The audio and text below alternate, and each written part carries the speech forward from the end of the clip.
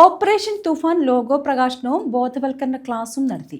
വ്യാപാരി വ്യവസായി ഏകോപന സമിതി നീണ്ടകര യൂണിറ്റാണ് പരിപാടി സംഘടിപ്പിച്ചത്.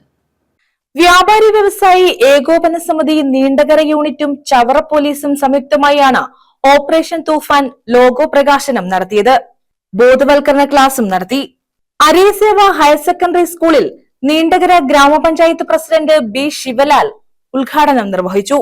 Chavara police sub inspector Rajesh Kumar ബോധവൽക്കരണ ക്ലാസ് നയിച്ചു.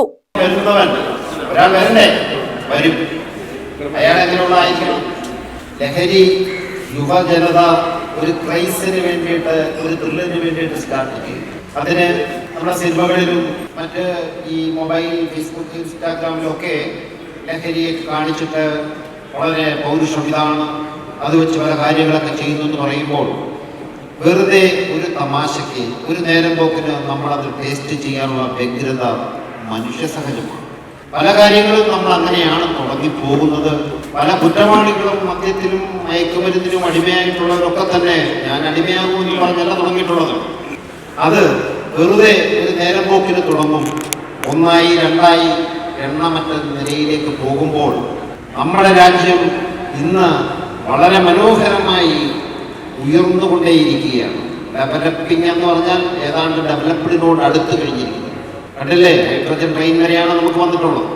അപ്പം ഇതിനൊക്കെ പിന്നിൽ പ്രവർത്തിക്കുന്നത് യുവജനതയാണ്, നിങ്ങളാണ്. ഒരു യുവത മയക്കുമരുന്നോ അതുപോലെയുള്ള ലഹരി വസ്തുക്കൾ ഉപയോഗിച്ച് സമൂഹത്തിന് ബാധ്യതയായി മാറിക്കഴിഞ്ഞാൽ 25 വർഷമാണ് ഒരു രാജ്യം പിന്നോട്ട് പോകുന്നത്. ചിന്തിക്കണം. സജി കുമാർ അധ്യക്ഷത വഹിച്ചു. ഷാൻ മുണ്ടകത്തിൽ സ്വാഗതം പറഞ്ഞു. U Pushparajan, S N Venuprasad, Vedavyasan, Manmathan Pillai, Albert, Thampi, Shamnath എന്നിവർ പങ്കെടുത്തു. News bureau, Chavara.